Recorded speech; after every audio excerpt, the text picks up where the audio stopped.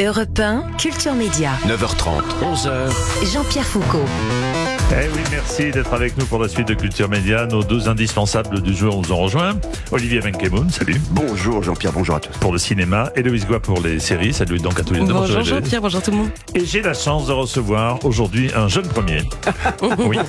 Il fait pas son âge. Qui, en effet, qui dans moins d'un mois célébrera ses 80 ans. 80 ans. J'y crois pas du tout.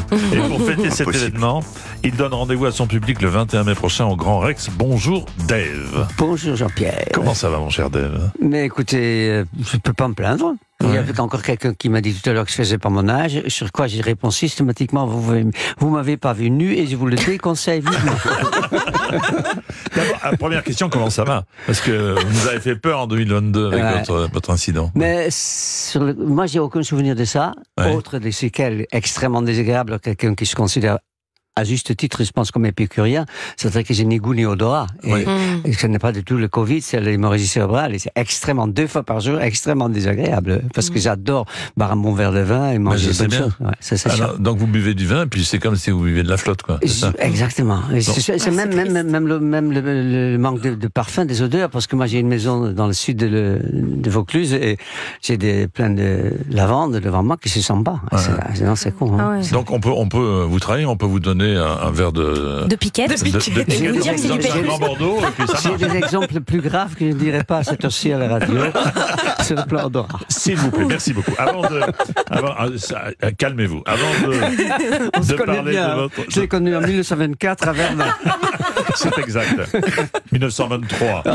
Avant de parler de votre concert événement, on va dresser votre portrait sonore, des petits sons pour mieux vous connaître. Attention, voici le premier, écoutez. Niets gaat zo snel als het geluk dat je vergeet, je lief en je leed, voor je het weet. Vous êtes toujours sur Europe 1. Denk niet meer terug. Oui, très bien. En 1969, vous auriez pu représenter les Pays-Bas à l'Eurovision avec cette chanson qui s'appelle Niets gaat zo snel. C'est ce que j'allais vous dire. C'est une très bonne année, 1969, parce que j'ai présenté plusieurs années l'Eurovision avec mon camarade Marc-Olivier Fangel, qu'on a été viré pour des conneries qu'on a pu dire. Ça c'est très très mal terminé, votre duo à l'Eurovision. On a été viré. Qu'est-ce que vous avez pu dire comme... Oh là là, mais j'ai même pas répété à cette fois-ci ce qu'on a dit. On s'est beaucoup amusé, puis après, il y a d'autres animateurs de cette émission qui sont quand même un peu suivis dans cette voie d'humour, quoi. Des petites moqueries, oui. De plaisanterie. Il y a eu Cyril Hanouna, il y a eu Laurence Boccolini, Stéphane Bern aussi. Stéphane Bern. Oui, du beau monde, oui, du beau linge. Mais non, cette chanson, en effet, j'avais représenté l'Eurovision, c'est l'année où l'Eurovision a été gagnée par 4 pays. 4 pays. Ça a été interdit après. Rassurez-moi, il n'y a pas la France. Non, C'était bien l'Eurovision alors. Peut-être qu'il y avait Frida Boccara, c'est possible. On va vérifier, on va chercher ça. Mais en tout cas, il y avait la Hollande qui a gagné, et donc pas par moi. Et l'Espagne, si je me souviens bien, et ma chanson n'a pas été retenue à juste titre. C'est pas une bonne chanson pour l'Eurovision. Mais... Extrait numéro 2.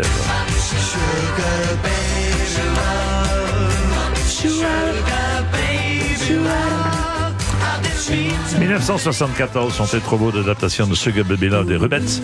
Les paroles sont signées de Patrick Loiseau, votre mari, qui vous a écrit de nombreuses chansons. Sans lui, franchement, est-ce que vous pensez que vous auriez eu la même carrière ou pas? Dites-moi. Mais moi, je suis vraiment un ancien beatnik, quoi.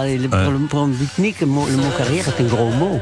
Il n'y avait pas question de faire carrière. Je voulais vivre en chantant. Je voulais pas devenir une vedette à la chanson, comme on nous appelait à l'époque. Mais quand on a fait Sugar Baby Love en anglais, on a vendu beaucoup de disques. Et après, la maison de disques qui avait le Roubettes, ça s'est rendu compte qu'ils avaient eu tort de ne pas le sortir. Donc j'ai fait 400 000 en anglais, 300 000 en français, et le Roubettes 800 000 à eux tout seuls. Donc ça fait 1 500 000 disques. Mais vous n'avez pas répondu à ma question. Sans lui, sans Patrick Loiseau, est-ce que vous auriez fait la même carrière? C'est pas sûr, parce que je me souviens, j'ai fait ça à l'époque, le Festival d'Avignon avec George Wilson dans Hugues Roy à l'Opéra d'Antoine Duhamel pour la musique, et il y avait par terre une dépliante de Volvo. Et il me dit, j'aimerais bien, on n'aura jamais, tu ne gagneras jamais assez d'argent, m'a-t-il dit, pour acheter ça. Ça m'a énervé. Et je me dis, peut-être que je vais essayer de faire des disques. Et j'ai eu ma première Volvo il y a très longtemps. Et alors, Volvo, avec ce que je viens de dire, pour m'en envoyer un gratuit. Vous auriez pu acheter un garage. 3e extrait. Alors Dave, ce matin, nous sommes venus ensemble en avion. On est arrivé ici à Lorient, on est tout de suite allé à Carnac. Et arrivé à Carnac, tu m'as dit au revoir, on se retrouve cet après-midi, je vais faire du bateau. Oui, quand mon premier bateau coulait avec le copain avec lequel je le possédais, il est allé chercher en Norvège et il a fait toute la côte pour trouver un chalutier assez fabuleux de 17 mètres qui se trouve dans le port de Quiberon. En fait, un petit peu grâce au gala de ce soir et grâce à l'émission de cet après-midi, j'ai pu le voir. Et on a failli sortir, mais il n'y avait juste plus assez d'eau pour pouvoir quitter le port. Ouais. C'était au micro de Robert Villard sur Europe numéro 1 à l'époque. Oh là là, oui, Robert Villard. Donc c'est vrai cette histoire de bateau? Ah oui, tout ça était vrai. Mais ce qui est drôle, c'est que j'ai la chance de ma voix n'a pas trop changé. Non, c'est vrai, la voix n'a pas bougé. Non, mais ça, pour un chanteur, c'est important, parce que je peux chanter les chansons, ça peut-être dit pas grand-chose aux auditeurs et auditrices d'Europe 1, mais souvent, les chanteurs sont obligés de baisser la tonalité de leur chanson, parce qu'en vieillissant, les cordes, c'est pas des muscles, hein. C'est des membranes, mais ça vieillit quand même. Moi, j'ai eu la grande chance, j'y suis pour rien, de pouvoir chanter. On verra tout à l'heure, parce que vous avez chanté en direct ici dans ce studio. Alors, j'ai plongé au cœur des archives et je peux vous dire qui sont les 4 gagnants de 1969 à l'Eurovision. Alors, il y a l'Espagne avec Salomé, le Royaume-Uni avec Lulu, les Pays-Bas avec Lenny Kur. Lenny Kur, le troubadour. Le troubadour, exactement. Ouais. Et le 4e gagnant était la France avec Frida Bocara qui chantait Un jour un enfant. Mon âge. Un jour un enfant. Exactement. Un jour un enfant. On continue ce portrait sonore, 4e extrait. Coming out, comme ils disent en anglais. Coming out, quoi qu'ils disent en français. Voilà, Coming Out, c'est le groupe des Fatal Picard. Ah, mais je sais bien que c'était pas moi. Le coming out, ça me concerne nulle part. Vous avez été l'un des premiers chanteurs à l'époque à révéler votre homosexualité. C'était pas si simple. C'est vrai que vous avez failli en venir aux mains avec Coluche à ce propos. Vous vous souvenez de ça? Oui, quel beau souvenir, ouais. Oui, parce qu'on est devenus très copains. On est vraiment sortis pour se battre. Et on m'a signalé après que j'ai eu tort on nous a séparés. Oui, mais est-ce qu'il mélangeait deux choses? Parce qu'il était drôle, mais il n'était pas... Moi, je me souviens un jour de l'an, 31 décembre, juste à minuit, dans une émission de Guy Lux, où il avait souhaité à Joël, il était une fois, je vous souhaite beaucoup de seins pour l'année prochaine. Oui, ça vous fait rire, parce que c'est vraiment méchant. C'est très méchant. C'est très méchant. Et donc là, il m'a dit un truc genre, Dave était une femme, ou un truc comme ça. Ouais. Et j'ai essayé d'expliquer que peut-être une femme, que je pourrais lui frapper avec mon sac à main. C'est quand même très véridique. Dave a fêté ses 80 ans sur scène le 21 mai. Concert exceptionnel au Grand Rex à Paris.